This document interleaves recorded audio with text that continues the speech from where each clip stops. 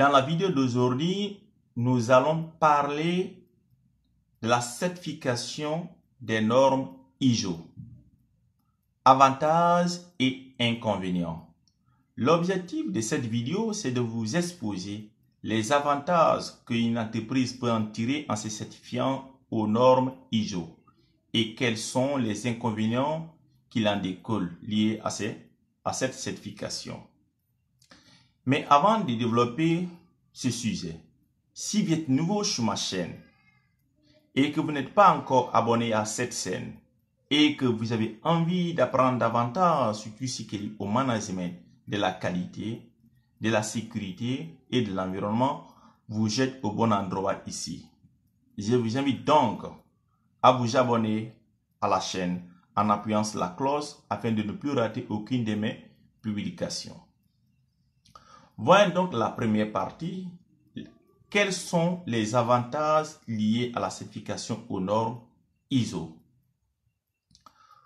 Aujourd'hui, la majorité des donneurs d'ordre exigent aux entreprises qui répondent à leur appel d'offres d'être certifiées aux normes ISO.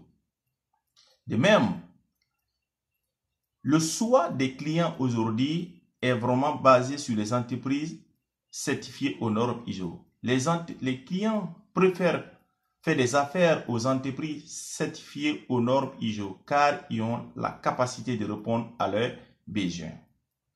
Les entreprises qui sont donc certifiées aux normes ISO ont comme passeport le certificat, comme un moyen pour ouvrir des portes, pour être consulté et avoir des parts de marché grâce à la certification aux normes ISO. Mais retenez ceci, la certification est une démarche d'entreprise d'abord, c'est-à-dire la mise en place de toute une organisation qui correspond aux référentiels et aux exigences de la norme.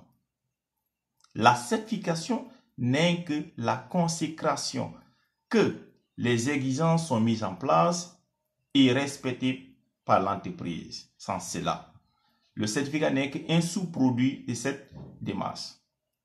Juste une précision. C'est pas parce qu'on est certifié, on va signer plus de contrats. Non. Par contre, ce qui est certain, la certification aux normes ISO va vous permettre d'entrer dans les domaines et secteurs d'activité dans lesquels vous aurez eu bien de mal à vous intégrer si vous n'étiez pas certifié. Donc, l'un des avantages de la norme, c'est la facilité d'accès à plus de marchés. Seule la certification aux normes peut faire ça. Mais ce n'est pas seulement le seul avantage. La certification aux normes ISO va vous permettre d'avoir une reconnaissance internationale, quelle que soit la taille de votre entreprise, quel que soit votre secteur d'activité. Ça va vous permettre d'assurer votre exportation au niveau international, d'être vos produits soient respectés au niveau international parce que ça va les garantir que vous avez une bonne organisation au niveau de votre entreprise. C'est ça les avantages qu'on peut en tirer lorsqu'on s'engage à l'obtention d'un certificat des normes ISO.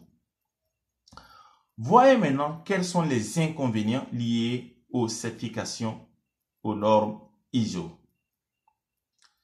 La certification aux normes ISO coûte cher, faut le dire. Elle varie entre 8 000 à 20 000 euros en fonction de la taille, de la complexité et de l'étendue des activités de votre entreprise. C'est jamais gratuit. Mais la question que vous allez vous poser, est-ce que vraiment un investissement? Je vous dis oui.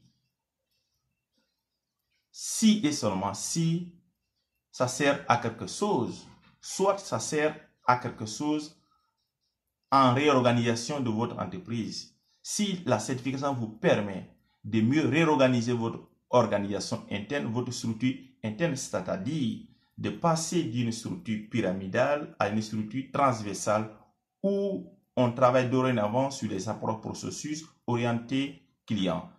Là, on ne parlera plus des services des départements.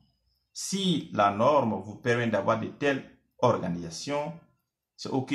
Mais il existe un tas de méthodes en réorganisation qui ne nécessitent pas la certification. C'est un investissement. Si et seulement si ça vous permet d'avoir un plus marketing, c'est-à-dire de vous donner, c'est-à-dire si la certification devient un levier commercial supplémentaire pour votre entreprise. Oui, c'est un investissement. Il est d'autant plus qu'un investissement en argent, pas qu'en argent, c'est aussi un investissement en temps. Si vous décidez d'être certifié, il vous faut compter au moins 6 à 18 mois pour être certifié aux normes ISO. C'est en fonction de la taille de vos activités, de la complexité de votre activité. C'est aussi un investissement en réunion. Et cela va vous exiger beaucoup de réunions, beaucoup de rencontres pour discuter de l'état d'évolution de votre système. C'est aussi un investissement en stress. Vous n'oubliez pas que s'engager dans une demande de certification vous aurez audité par un auditeur externe. C'est stressant d'être audité. Ça du travail, c'est stressant. Donc, si cet ensemble est valable sur le plan commercial ou pour une réorganisation de votre entreprise, je vous conseille de le faire.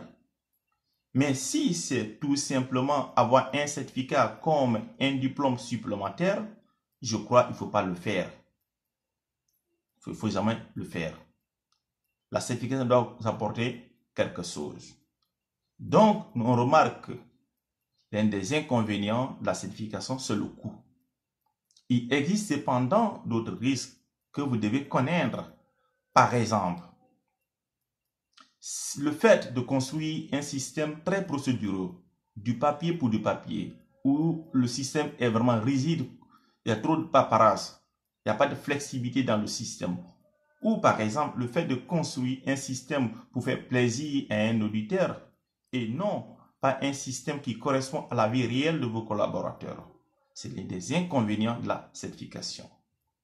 Pour conclure, la certification aux normes ISO a vraiment un avantage si l'objectif c'est pour vous permettre d'avoir une bonne organisation afin de satisfaire les besoins de vos clients ou vraiment pour avoir un plus marketing de valeur réelle pour vous permettre d'améliorer votre certification.